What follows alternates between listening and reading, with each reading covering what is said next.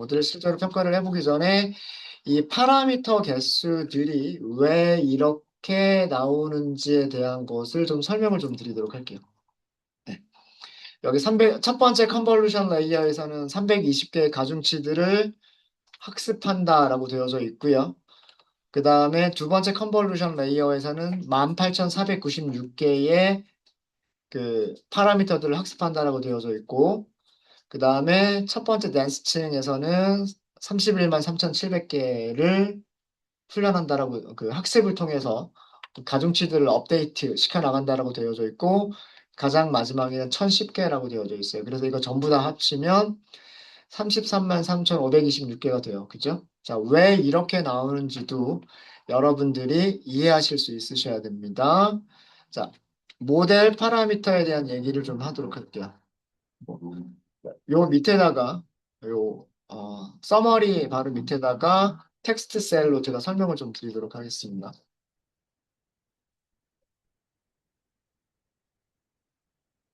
영어로는 rate라고 하죠. rate.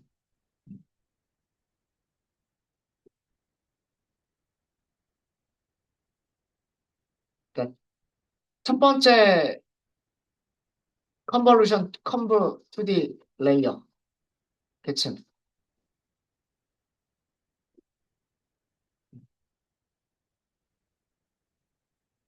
첫 번째 컨버션 2D 레이어, 그냥 레이어라고만 쓸게요. 그냥 레이어라고 쓰는 게 나을 것 같아요.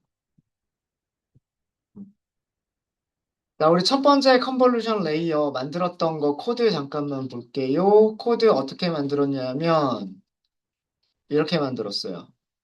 필터 몇 개? 32개. 커널 사이즈 몇 개? 3개. 그죠? 음. 패딩을 셈이라고 준 거는 들어간 게 28 곱하기 28이 들어갔으면 나오는 것도 28 곱하기 28이 나온다. 네, 그거죠. 그죠? 네. 자, 여기 필터의 개수와 커널 사이즈가 중요합니다. 이걸 가지고서 학습하는, 즉 업데이트 시켜나가는 가중치들이 몇 개인지가 우리는 계산할 수가 있어요. 몇 개인지를 계산할 수가 있어요. 네. 자, 첫 번째 컨볼루션 레이어를 만들 때 필터 개수를, 필터 개수를 32개로 했었고요. 커널 커널 사이즈를 3으로 했었어요. 자, 이렇다는 얘기는 그 필터 한 개의 크기, 첫 번째 합성곱층에서 첫 번째 합성곱층에서 필터 한 개의 모양은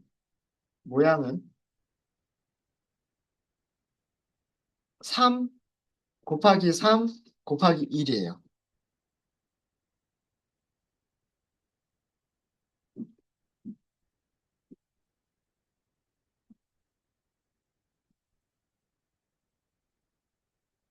여기 마지막에 1이 있는 이유는 뭐냐면 이 커널 사이즈가 중요한 거예요. 3 곱하기 3이라고 하는 거. 그죠? 마지막에 1이 있는 이유는 3차원으로 만들어주기 위해서 그런 거예요. 자, 들어갈 때 이미지가 어떻게 들어간다고 했어요? 들어갈 때 이미지가 28, 28, 채널 개수 1개 이렇게 들어간다고 했잖아요. 그죠? 그죠? 음.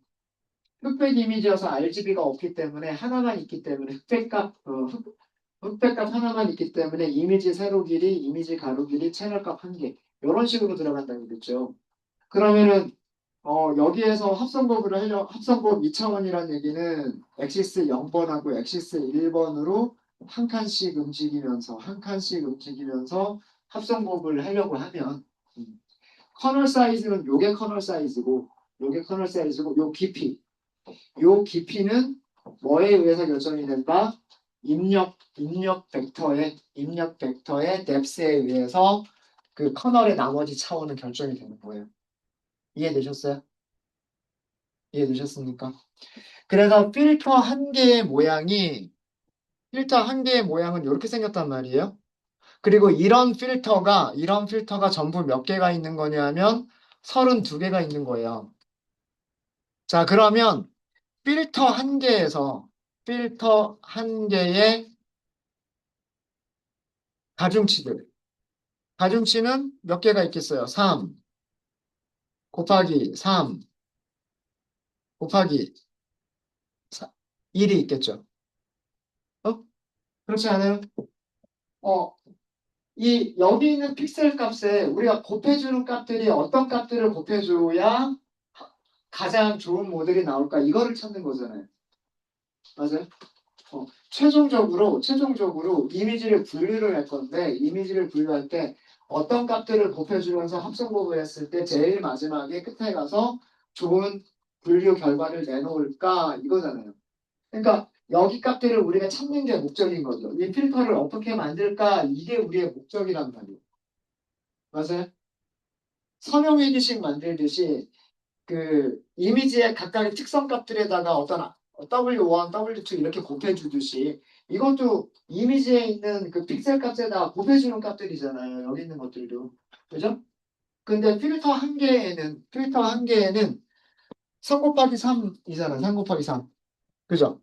그러니까 몇 개가 필요한 거예요? 9개가 필요한 거예요. 9개. 맞아요? 근데 여기에 플러스 1. 이 플러스 1은 왜? 아니었어. 바이어스. 그러니까 선형회기식처럼요. 여기도 무조건 바이어스 하나씩을 주는 거예요. 음. 합성곱을 할 때 사용하는 그런 가중치들과 플러스 알파를 해주는 바이어스가 있는 거예요. 이해되십니까? 그래서 요거 계산해 보면 3, 3은 9, 9 더하기 1이니까 10개. 이해되세요? 필터가 총 32개가 있었죠. 그죠? 필터가 32개가 있었잖아요. 32개가 있었기 때문에 전체 총 가중치, 가중치 개수는 10개 곱하기 32개. 이렇게 하시면 되죠. 맞아요? 어. 요거 계산하면, 요거 계산하면 320개. 첫 번째 컨볼루션 레이어에서, 첫 번째 컨볼루션 레이어에서 이미지들을 하나씩 보내면서 우리가 찾아야 되는 값은 여기 9개, 여기에 바이어스 1개, 그리고 그런 게 모두 몇 개, 그런 게 32개. 그래서 320개가 모듈 파라미터인 거예요. 제일 마지막에, 제일 마지막에 플러스 2를 해준 거는, 제일 마지막에 플러스 2를 해준 거는 이게 바이어스예요, 바이어스. 이 앞쪽에 있는 것들이 커널. 3 곱하기 3 곱하기 1개의 커널과 1개의 바이어스를 합쳐가지고 10개의 가중치, 웨이트들이 결정이 되는 거고, 그런 게 총 32개가 있기 때문에 총 320개의 모델 파라미터를 계산을 하는 거예요. 이해되셨습니까? 그래서 여기 보시면 제일 처음에 몇 개라고 나왔어요? 320개라고 나왔죠. 이해되십니까? 자, 그 다음에 맥스 플링층은 가중치가 있어요, 없어요? 없어요. 어? 맥스 플링은 뭐 하는 거예요? 요 필터 안에 최대값만 딱 찾으면 되는 거잖아요. 그죠? 여기 있는 값들에다가 뭔가를 곱해주는 그런 개념이 아니란 말이에요. 그죠? 요 안에 네 개의 값들 중에서 뭐가 최대값이냐? 최대값을 찾아내기만 하면 되는 거예요. 그러니까 맥스 플링층은 그 학습을 통해서 찾아야 되는 파라미터가 없는 거예요. 그래서 그 모델 서머리를 보시면 맥스 플링층이 두 개가 있는데 맥스 플링층이 여기도 있고 그 다음에 여기도 있죠. 여기서는 그 학습하는 파라미터가 모델 파라미터가 없어요. 그죠? 그래서 뭐 요것도 음, 어 맥스 맥스풀 2D 맥스2 레이어는 필터 안에서 최대값을 찾아서 출력으로 내보내는 거죠. 내보내면 되기 때문에 네. 이런 일만 하면 되는 거죠. 다른 일을 할 필요는 없는 거예요. 그래서 뭐다? 학습해야 돼. 어, 학습을 통해서 업데이트하는 가중치가 없다. 모델 파라미터가 없어요.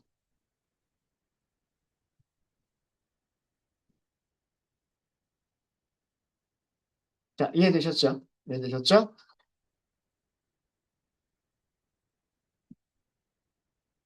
그 다음에 두 번째 컨볼루션 레이어예요. 두 번째 컨볼루션 2D 레이어. 두 번째 컨볼루션 2D 레이어를 만들 때 제가 뭐 어떻게 만들었었냐 하면 필터가 64개를 만들었어요. 64개. 그 다음에 사이즈는, 커널 사이즈는 3으로 만들었어요. 여기도. 이렇게 만들었었죠? 맞아요? 아, 요 필터 모양 하기 전에 여기. 입력 배열의 모양은 입력 배열의 모양은 첫 번째 컨볼루션 레이어에서는 28, 28, 그리고 1이었었죠. 맞아요? 28, 28, 1이었어요. 여기가 채널이 한 개였었기 때문에 2차원, 28, 28만 우리가 그 합성곱을 하면 되는 거잖아요. 그래서 3 곱하기 3 이렇게 되는 거고 여기 채널 값하고 동일한 크기의 채널 값으로 3차원 배열을 만들어주면 그게 필터가 됐었던 거고 두 번째 컨볼루션 레이어에서 두 번째 컨볼루션 레이어에서 입력 배열의 모양은 입력 배열의 모양은 어떻게 됐었죠? 첫 번째 컨볼루션을 거치고 나온 게 28, 28, 32였잖아요. 첫 번째 컨볼루션을 거치면 28, 28, 32였는데 얘가 맥스 풀링을 한번 거쳤죠. 맥스 풀링을 한번 거쳤기 때문에 여기가 14, 그리고 여기도 14 이렇게 바뀌었단 말이에요. 그리고 중요한 거는 여기가 32라는 얘기예요. 32. 뎁스가 가로 세로 말고 뎁스가 32라고 하는 뎁스를 가지고 있었던 거죠. 응? 예. 첫 번째 컨볼루션 지났을 때 세로 길이, 가로 길이 28은 그대로 유지를 하고 있었는데 합성곱이 32개가 있었고, 그죠? 32개가 있었고, 맥스 풀링 거치니까 여기에 있는 세로 길이, 가로 길이가 딱 절반으로 싹 하고 줄어버렸단 말이에요. 그죠? 그래서 14, 14, 그리고 이쪽에 32. 뎁스가, 3차원 배열의 뎁스가 32인 이런 입력 벡터가 들어가는 거죠. 이거를 아까 설명드렸듯이 0번 방향, 1번 방향 두 개의 방향으로만 합성곱을 할 거예요. 컨볼루션 2D의 의미가 그런 의미라고 말씀드렸죠. 두 개의 방향으로만 컨볼루션을 하겠다. 그러려면 필터의 모양이 요 뎁스를 여기서부터 여기까지 뎁스를 가득 채워야 그죠? 움직일 수 있는 게 이렇게 움직이고 이렇게 움직이겠죠. 여기가 뎁스가 하나밖에 없으면 얘가 요렇게만 움직이는 게 아니라 요렇게도 움직여 갈 수가 있단 말이에요. 그럼 그거는 3차원 컨볼루션이고 3차원 컨볼루션. 무슨 말인지 아시겠죠? 그래서 필터의 모양이 이렇게 만들어진 거예요. 3, 3, 그리고 뎁스가 32. 이렇게 필터가 만들어져야 2차원 컨볼루션이 되는 거예요. 이해되셨습니까? 음. 그래서 이 두 번째 컨볼루션에서는 필터 한 개의 모양이 가로 세로 크기는 뭘로 결정이 되는 거냐면 커널 크기로 가로 세로 크기가 결정이 되는 거예요. 커널 크기로. 이해되세요? 그래서 3 곱하기 3이 되는 거고요. 뎁스는 입력 배열의 모양을 따라가는 거예요. 입력 배열의 모양을 따라가기 때문에 여기가 32가 되는 거예요. 이해되십니까? 음. 그러면 필터 한 개의 가중치는 가중치는 커널의 개수 더하기 바이어스의 개수예요. 커널 개수 더하기 바이어스의 개수인데 커널 개수가 몇 개냐면 3 곱하기 그 다음에 3 곱하기 32. 이게 커널 개수란 말이에요. 이게 커널 개수. 가로 세로 3이고 뎁스가 32이고 그 다음에 그것마다 바이어스는 몇 개가 있는 거다? 바이어스는 무조건 한 개씩. 절편이니까 무조건 한 개씩. 요거를 계산하면 돼요. 이해되셨습니까? 네. 필터의 모양은 여기가 3 곱하기 3인 이유는 커널 사이즈가 32였기 때문이고 뎁스가 32인 이유는 2차원 컨볼루션을 해야 되는데 2차원 컨볼루션을 하려면 입력 배열에서의 뎁스와 모양이 같아야 돼요. 그래서 여기가 32. 그래서 이 필터 모양이 이렇게 되는 거고요. 그림으로 보면은 더 쉽게 이해가 되실 거예요. 가중치는 커널의 개수와 바이어스의 개수를 합쳐준 게 가중치예요. 커널은 요 3차원 배열의 모양이 커널. 그래서 3 곱하기 3 곱하기 32. 그 다음에 바이어스는 무조건 하나. 요거 계산하면 되겠죠. 자, 이런 필터가 총 몇 개가 있었냐면 필터가 몇 개 만들었어요? 64개 만들었죠. 필터 64개. 이 필터 64개의 총 가중치 개수는 위에 있는 거 곱하기 64를 하시면 되는 거죠. 무슨 얘기인지 아시겠죠? 그러니까 3 곱하기 3 곱하기 32 더하기 1 요거 계산한 거에다가 다시 뭘 곱해주시면 되냐면 64를 곱하시면 되는 거예요. 요거 계산 한번 해볼까요? 뭐 3 곱하기 3 곱하기 32 더하기 1 그죠? 요거를 괄호로 묶고 곱하기 64 요거 계산하면 18,496이라고 나오죠. 맞아요? 18,496 맞나요? 맞죠? 두 번째 컨볼루션 레이어에서 계산이 되어지는 훈련을 통해서 업데이트가 되는 가중치의 개수는 18,496개. 그게 이런 계산을 통해서 나온 거예요. 이런 계산을 통해서. 이해되세요? 그러니까 컨볼루션하는 필터의 모양이 어떻게 생겼느냐, 커널이 어떻게 생겼느냐를 아시면 그 모델 파라미터가 총 몇 개인지가 결정이 되는 거예요. 이해되셨습니까? 이해되셨죠? 음. 그리고 컨볼루션 2D라고 하는 거는 그 필터가 움직일 수 있는 방향이 두 개의 방향밖에 없다라는 얘기예요. 엑시스 0번, 엑시스 1번 이렇게 두 개의 방향으로만 필터가 움직여야 되기 때문에 입력 배열에서 뎁스가 얼마냐에 따라서 필터 한 개의 모양이 결정이 돼요. 커널 사이즈와 입력 벡터의 뎁스에 의해서 필터 한 개의 그 모양이 결정이 되고 그러면 커널이 몇 개인지가 딱 결정이 돼요. 여기서도 마찬가지로 커널 사이즈가 3이다라고 해서 3 곱하기 3 이게 결정이 되는 거고요. 결정이 되는 거고 그 다음에 입력 벡터에서 뎁스가 32이기 때문에 그 모양을 그대로 유지하기 위해서는 필터도 32개가 돼야 돼요. 그래서 요런 계산이 이루어지는 커널 더하기 바이어스 요런 계산이 이루어지는 거예요. 그래서 요거 계산하면 18,496. 그 다음에 플래튼은 펼치기만 하면 되는 거잖아요. 펼치기만 하면 되는 거기 때문에 플래튼은 계산해야 되는 게 없어요. 계산해야 되는 게 없고요. 자, 그러면 첫 번째 음, 플래튼은 당연하니까 그냥 넘어갈게요. 첫 번째 밀집층. 첫 번째 댄스층을 얘기를 하는 겁니다. 첫 번째 댄스층에서 중요한 거는 뭐다? 유닛의 개수를 몇 개로 만들었다? 100개로 만들었다예요.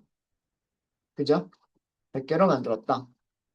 자, 그러면 가중치 개수는 어떻게 계산해요? 입력 벡터가 어떻게 생겼느냐를 보시면 되겠죠. 그죠? 컨볼루션 2D는 입력으로 들어온 거에 모양을 변화시키나요? 변화시키지 않나요? 변화시키지 않죠. 그러니까 출력도 그대로 14, 14, 32 이렇게 나가죠. 근데 그 컨볼루션 2D를 지난 다음에 우리 그 뒤에 바로 끼워 넣은 게 맥스 풀링 집어넣었잖아요. 맥스 풀링 집어넣었기 때문에 얘가 7 곱하기 7 곱하기 32로 바뀌었겠죠. 맞아요? 그죠? 7 곱하기 7 곱하기 32로 바뀌었죠? 그렇게 바뀌었잖아요. 아, 64. 죄송합니다. 64. 64. 아, 죄송합니다. 아까 제가 설명을 하나 잘못 드린 게 있는데, 필터가 64개가 있었잖아요. 두 번째 컨볼루션에서 필터가 64개가 있었기 때문에 바뀌지 않는 모양은 14 곱하기 14가 안 바뀌는 거고, 그죠?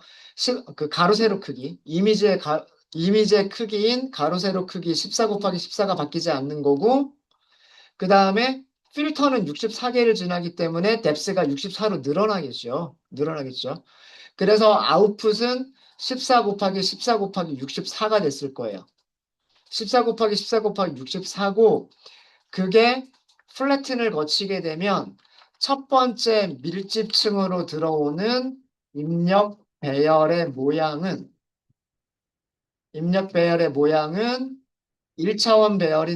1차원 배열인데 가로 세로 크기가 7 곱하기 7 곱하기 여기 곱하기를 x로 쓸게요. 곱하기는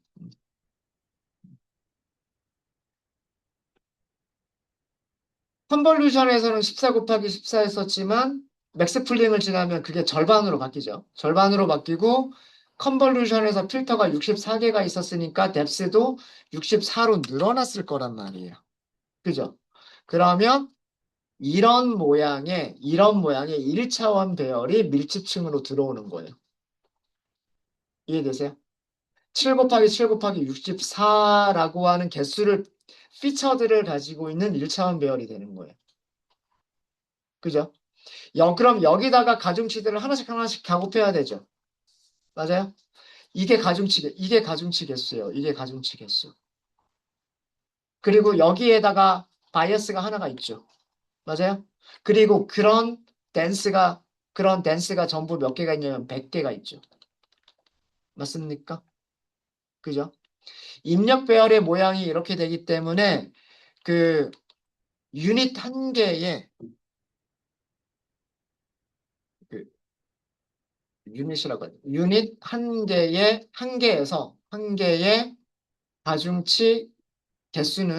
가중치 개수는 여기도 마찬가지로 커널과 어,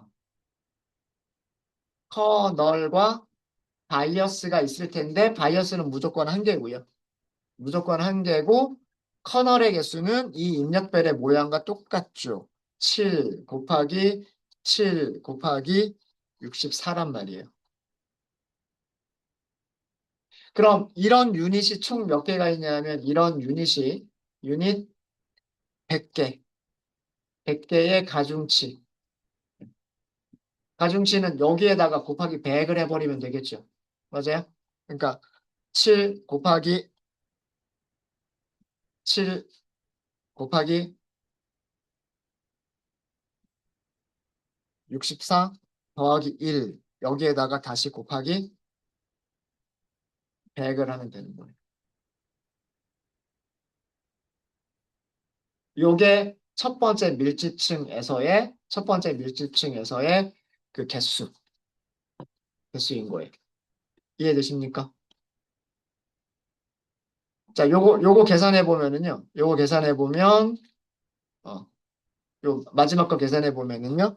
7 곱하기 7 곱하기 64가 있었고 바이어스 한 개가 있고 그리고 유닛 100개를 넣겠다 이렇게 했었죠. 여기서 31만 3,700개가 나와요. 31만 3,700개. 보시면 여기 그렇게 써져 있죠. 31만 3,700개. 이해되시죠? 그 다음에 마지막 그 댄스층은 100개가 여기 입력으로 들어가죠. 맞아요? 그러니까 여기 요렇게 쭉 하고 입력이 있는 게 요게 총 100개. 그 다음에 여기에 쭉 요렇게 있는 게 요게 총 10개. 그죠? 얘가 들어가고 요렇게 될 거잖아요. 그죠? 응? 그래서 100개가 총 몇 개로 들어가냐면 10개에 들어가겠죠.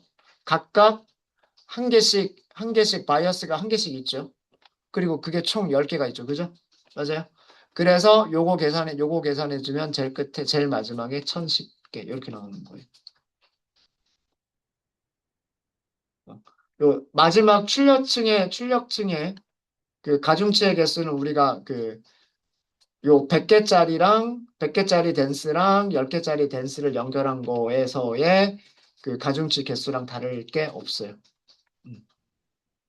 요거 이런 모양이 된다라고 하는 것만 생각하시면 될 것 같습니다. 왜 가중치들이 이렇게 나왔는지 이해되시나요? 네. 그래서 서머리의 내용 아실 수 있으셔야 되고요. 그리고 왜 아웃풋의 모양이 이렇게 되는지, 컨볼루션을 거쳤을 때 왜 이런 모양이 되는지 이해하실 수 있으셔야 되고, 이전 레이어에서의 출력은 다음 레이어에서 입력이다. 그거 생각해 주시면 되고요. 계산하는 방식들 잘 알아두시면 될 것 같아요. 것 같고요.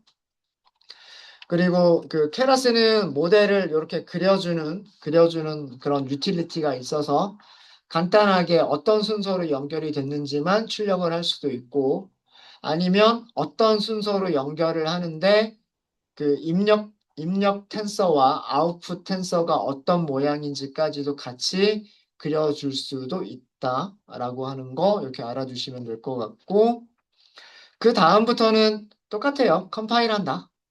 그 다음에 훈련시킨다. 결과를 저장한다. 어. 저장했으면 그 손실 그래프 그려볼 수가 있겠죠. 여기서 잘 멈춘 게 맞는지, 왜 12번째에서 멈췄는지, 혹시 요 멈춘 횟수가 저랑 다르신 분 계신가요? 저는 12번 만에 멈췄는데, 예. 난수를 사용하기 때문에 조금 다를 수는 있어요. 그 초기 가중치가 난수로 만들어지는 거고 커널의 그 값들도 처음에 난수로 만들어지는 거고 그 다음에 회기식 만들 때에도 처음에 그 가중치들이 난수로 만들어진 다음에 걔네들이 또 그 배치 이거 할 때에도 랜덤하게 64개를 뽑아가지고 돌리는 거기 때문에 업데이트가 되는 그게 그 훈련할 때마다 조금씩 다를 수가 있고 여러분들하고 저하고 조금 다를 수가 있어요.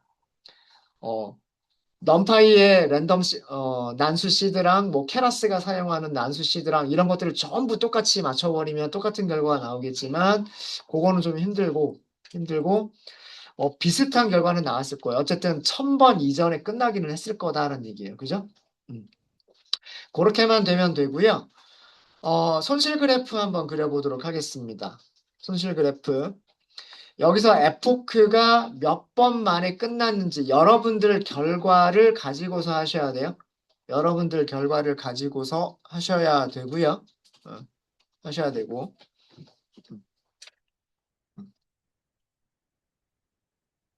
에포크 횟수를 자, 이 리절트 손, 손실 그래프만 그리도록 하겠습니다. 손실 그래프만 그리도록 할게요.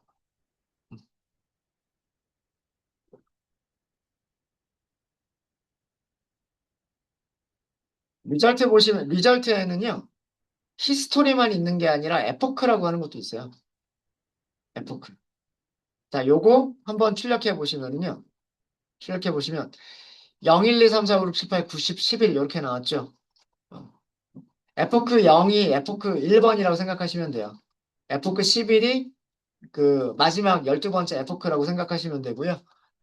아마 만약에 15번 만에 끝났다면 저는 12번 만에 끝났기 때문에 에포크가 0번부터 11번까지 있는 거고요. 만약에 15번 만에 끝나신 분이 계시다면 F크는 0번부터 14번까지 있을 거예요. 자, 이거는 뭔지 아시겠죠? 어. 자, 이게 F크고요. 그 다음에 히스토리.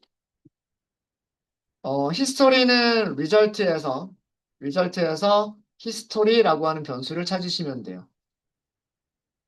이 히스토리가 무엇을 저장하고 있는 거냐면 훈련셋에서의 손실과 정확도, 그리고 검증셋에서의 손실과 정확도를 저장하고 있는, 그 객체가 히스토리예요, 히스토리.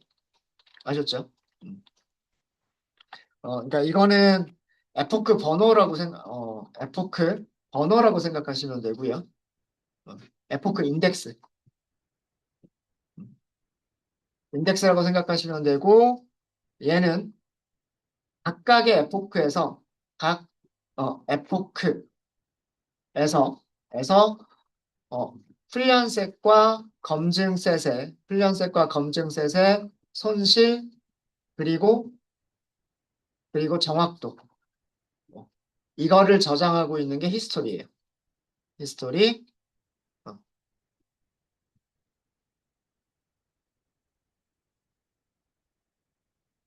딕셔너리로 생겼습니다. 우리 어제 딕셔너리라는 거 확인했잖아요. 그죠?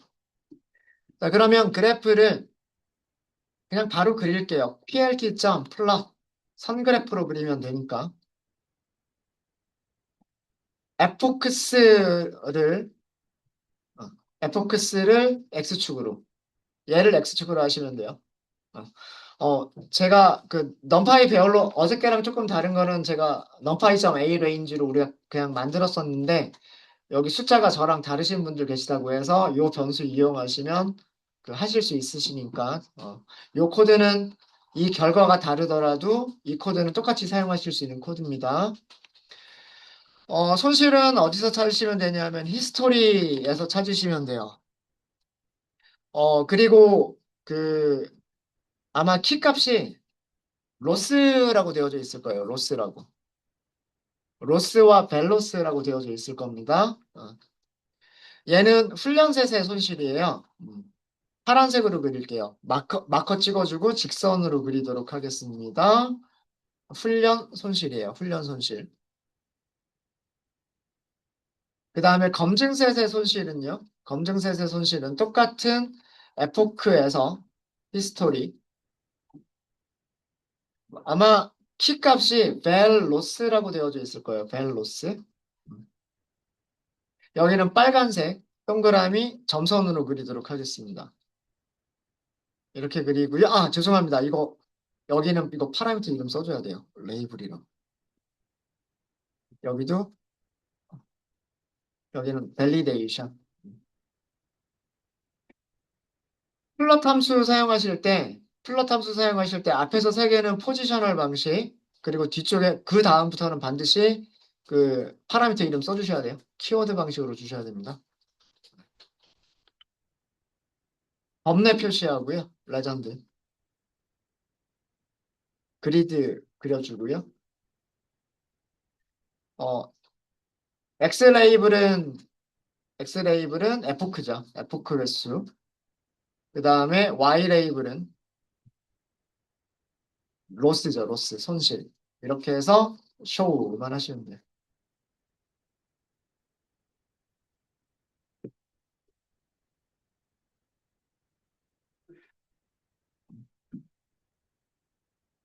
12번, 여기 0부터 시작했죠. 0부터 시작했으니까 11이라고 끝났고요. 11이라고 하는 거는 12, 12번째 에포크라고 생각하시면 돼요. 훈련셋은 파란색이 훈련셋입니다. 손실이 계속해서 줄어들죠. 손실이 계속해서 줄어들고 있고요. 빨간색이 검증셋인데 빨간색 검증셋을 보시면은요. 어, 줄어들었다가 줄었다가 잠깐 늘어난 것 같아요. 그러니까 정확하게 구분은 안 되는데 살짝 올라간 것 같아요. 근데 다시 한번 떨어졌어요. 그죠? 그리고 오르락 내리락 하고 있는데 오르락 내리락 하고 있죠. 근데 여기서 멈춘 이유는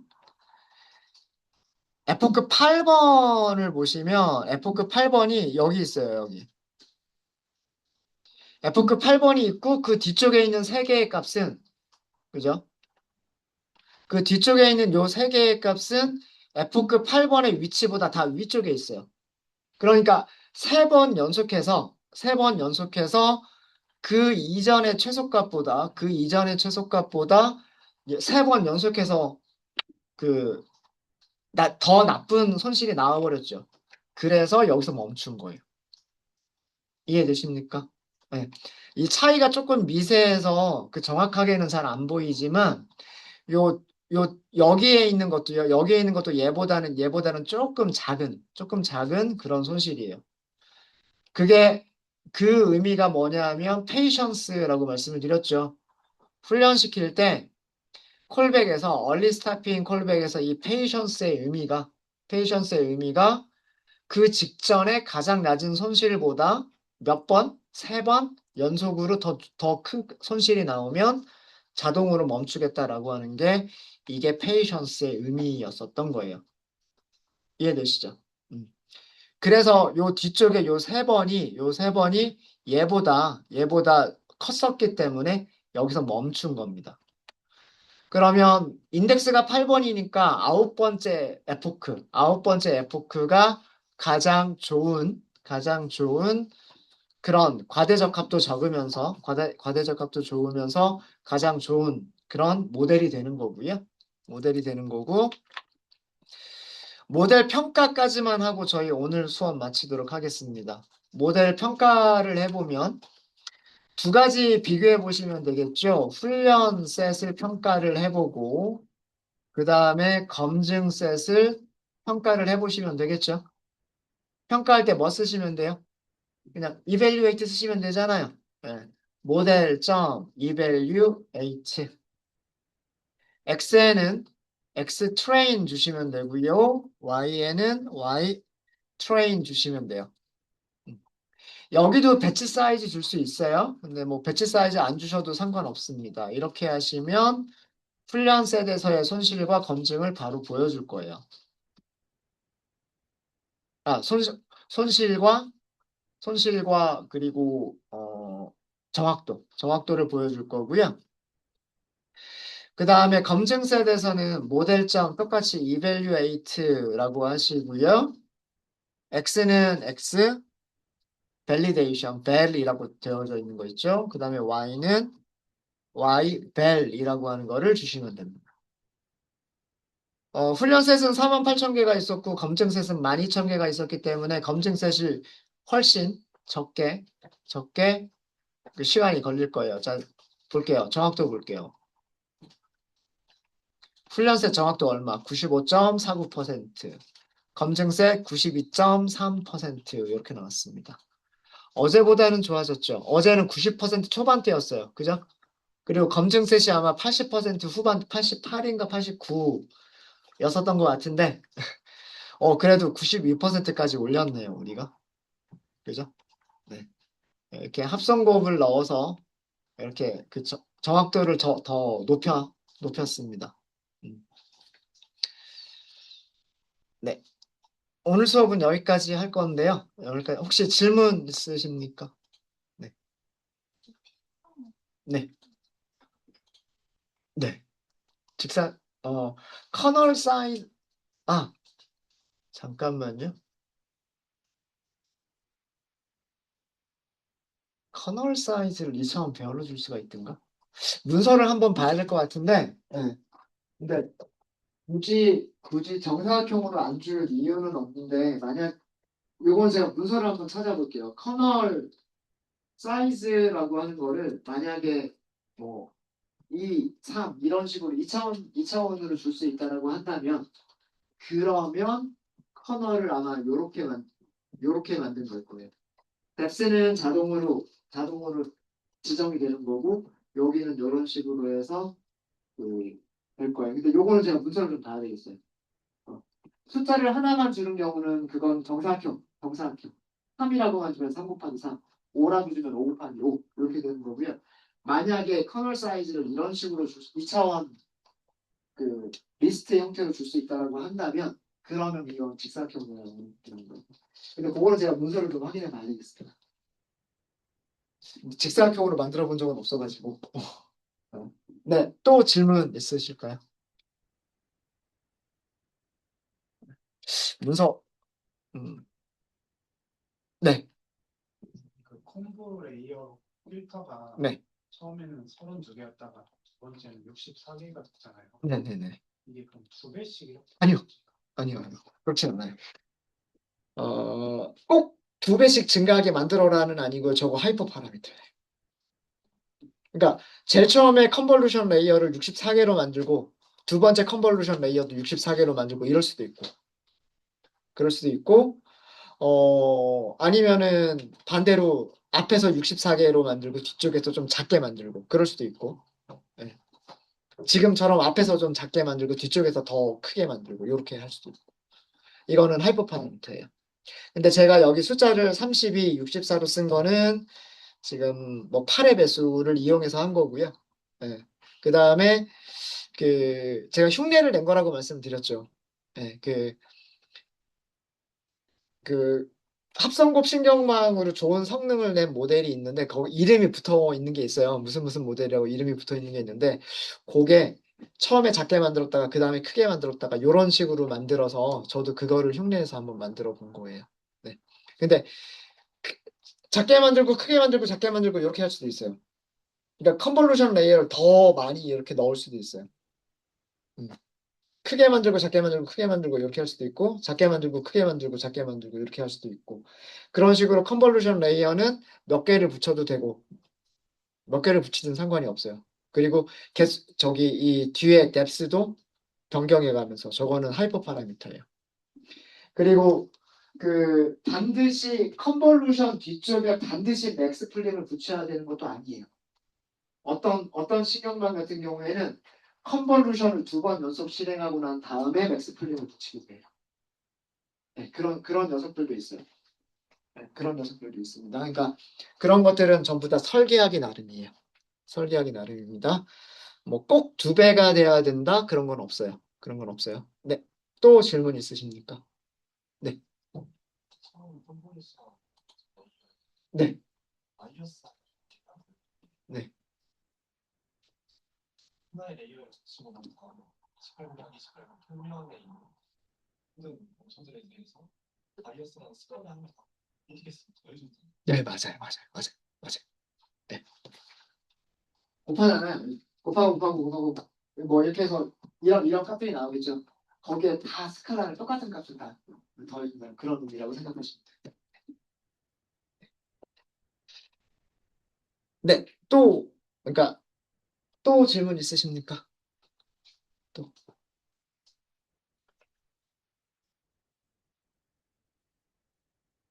네. 내일은 이 컨볼루션이 어떤 역할을 했느냐라고 하는 거를 제가 시각적으로 좀 보여드리도록 할게요. 일단 저희가 모델이 저장이 되어져 있을 거예요. 그죠? 그 모델을 훈련시킬 때 체크 포인트 콜백을 넣었고 체크 포인트 콜백이 CNN 베스트 모델.keras 이런 식으로 그 모델을 저장하도록 했기 때문에 구글 드라이브 부분을 보시면은요. 그 랩 ml이라고 하는 폴더 밑에 여기죠. 랩 ml이라고 하는 폴더 밑에 아마 이런 이름으로 파일이 하나 생겨나 있을 거예요. 랩 ml 밑에 cnn c가 여기 있죠. CNN 베스트 모델.keras 케라스라고 하는 게 생겨나 있을 겁니다. 그죠? 네. 그래서 우리가 내일은 따로 또 훈련시키지 않더라도 여기에서 모델을 복원해 가지고요. 사용할 수가 있어요. 그래서 그 복원한 모델을 가지고서 그 컨볼루션이라고 하는 게 어떤 역할을 했나라고 하는 거를 보여드리도록 하겠습니다.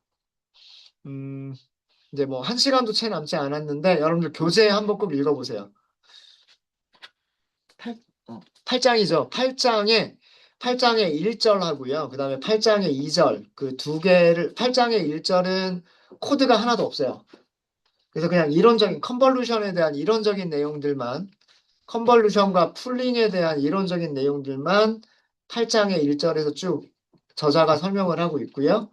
실제로 신경망을 만들고 그 실행하는 거는 8장의 2절에서 설명을 하고 있어요. 코드들은 거기에 나와 있을 거예요.